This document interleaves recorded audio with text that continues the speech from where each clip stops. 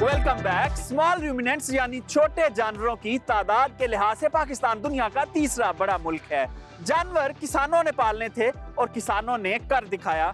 Export की policy इदारों ने बनानी थी, इदारे ना कर पाए। इसी वजह से हमारी मटन की एक्सपोर्ट इंतहाई कम है, यानी कुल पैदावार का सिर्फ 2% हिस्सा ही एक्सपोर्ट हो पा रहा है।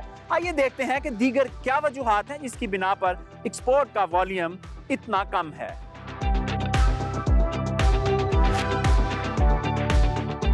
किसान का काम तो जानवर पालना था, मगर इंटरनेशनल स्टैंडर्ड फार्म पर लागू करने के लिए किसान को ट्रेनिंग देना इदारों का काम था। मगर हमारे इदारे ये काम ना कर पाए, जबकि किसानों ने जानवर पाल लिए। एक्सपोर्ट के लिए फार्म का स्केल सबसे अहम किरदार अदा करता है। हमारे यहाँ छोटे स्केल के फार्म मौजूद हैं, बड़े स्केल के फार्म ना होने के बराबर हैं। उसकी एक वजह यह है कि किसानों को आसान शराइत पर कर्जे नहीं फराहम किए जाते और फार्म छोटा होने की वजह से जानवरों की पैदावारी लागत भी ज्यादा हो जाती है और इंटरनेशनल मार्केट में हमारे मटन की कीमत मुकाबलतन ज्यादा हो जाती है। हुकूमती सरपरस्ती के बगैर किसान मटन एक्सपोर्ट मार्केट में बड़ा नाम पैदा नहीं कर सकते।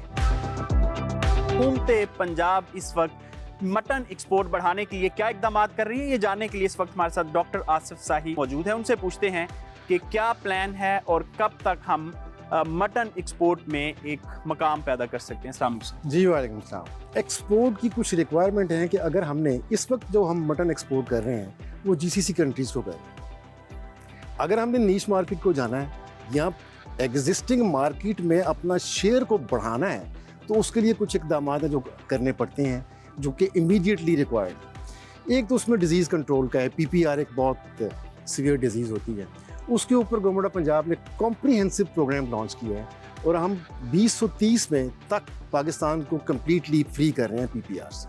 हुकूमत पंजाब ने इस दफ़ा ये फैसला किया है कि आइंदा इसी साल के शुरू में, आइंदा माली साल के शुरू में हम शेपर्ड को रजिस्टर करेंगे जिन्होंने भेड़ बकरियाँ रखी हुई हैं, और हर शेपर्ड को एक नर मादा जो है, नर एनिमल जो है वो फ्री ऑफ कॉस्ट देंगे। और उसके जो पास नर हैं वो ले लेंगे?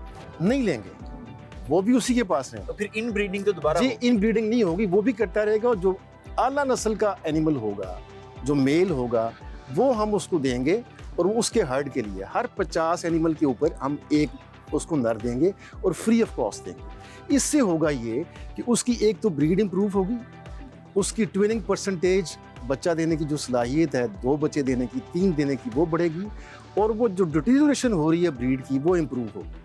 अच्छा, इस इम्प्रूवमेंट होने के साथ साथ हम कोशिश कर रहे हैं कि रेंज लैंड को डेवलप करें। तो रेंज लैंड डेवलपमेंट के ऊपर भी फॉरेस्ट डिपार्टमेंट के साथ मिलके गवर्नमेंट ने, पंजाब लाइफ स्टॉक डिपार्टमेंट ने काम शुरू किया है कि इंशाल्लाह हम चोरिस्तान के अंदर या DG खान के अंदर या कोई सुलेमान की बेल्ट के अंदर वो जो रेंज लैंड्स हमारी पहले हुआ करती थी उनको हम डेवलप करने की।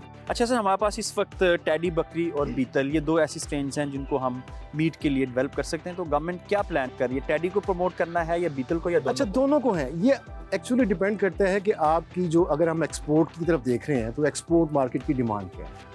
इस वक्त करंटली जो हमारा जो एक्सपोर्ट मार्केट है गल्फ में ख़ास तौर पर जा रहा है या GCC कंट्रीज़ के अंदर, तो उसमें वो 8 से 10 kg का कारकेस मार्केट है। 8 से 10 kg का कारकेस का मतलब है कि 16 से 20 किलो जिंदा वो टेडी उसमें फॉल करती है। तो ये उसी लिहाज से हमें अपनी जो प्रोडक्शन है वो बैक एंड से बढ़ानी है। टेडी बकरी के ऊपर भी काम होता रहा, लेकिन आहिस्ता आहिस्ता टेडी बकरी जो है वो बीतल से क्रॉस होके वो ख़त्म होती जा रही थी। तो उसके ऊपर भी हमने इस दफ़ा एक प्रोग्राम लॉन्च करने का इरादा है कि उसकी रिवाइवल के लिए प्लान्स तो बड़े अच्छे बता रहे हैं आप, लेकिन अब देखें कि 76 साल गुजर गए हैं, आज तक कोई नतीजा नहीं आया।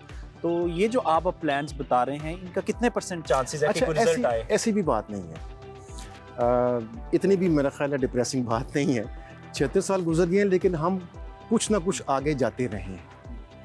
अगर पिछले साल हमारी मीट टोटल सर देखिए ना, आप न्यूजीलैंड, ऑस्ट्रेलिया जैसे ममालिक है, वहाँ 30-30 हज़ार का हर्ड साइज है, ऐसे ही है। लेकिन हमारे यहाँ कोई एक फार्म भी नहीं है जहाँ 1000 जानवर हो। बात ये है कि ये प्रोडक्शन सिस्टम है डिफरेंट दुनिया के अंदर। अब वहाँ पे अब जिन ममालिक का आप नाम ले रहे हैं, उनका एक ही एडवांटेज है कि उनके पास नेचुरल पास्चर्स अबंडेंटली अवेलेबल है। हमारे यहाँ नहीं है। और ये मैंने जैसे पहले अर्ज किया कि 70 to 80% कॉस्ट ऑफ प्रोडक्शन तो यही है।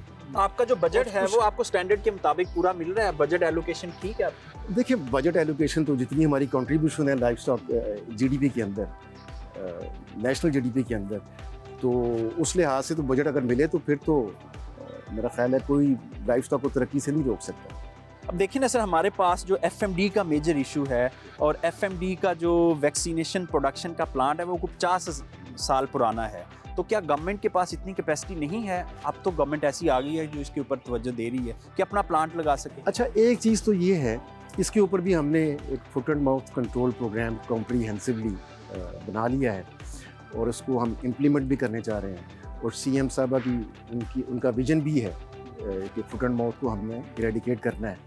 तो ये हमारा अब ये हमें स्ट्रेटेजाइज करना पड़ेगा कि वो क्या गवर्नमेंट ने खुद वैक्सीन प्रोड्यूस करनी है या हम प्राइवेट सेक्टर को कहें कि अपना प्लांट लगाएं और आके वैक्सीन प्रोड्यूस करें। प्रोडक्शन जो काम है वो प्राइवेट सेक्टर का है, गवर्नमेंट का काम है क्वालिटी इंश्योरेंस और रेगुलेटरी फ्रेमवर्क। जी डॉक्टर आसिफ साई साहब, आपके वक्त का बहुत शुक्रिया। प्लानिंग्स तो बहुत अच्छी है, प्लान्स बहुत अच्छे हैं। अब देखना ये है कि डॉक्टर साहब ने 3 साल का कहा है, 3 साल में कितनी तरक्की होती है और कितनी तब्दीलियाँ आती है इस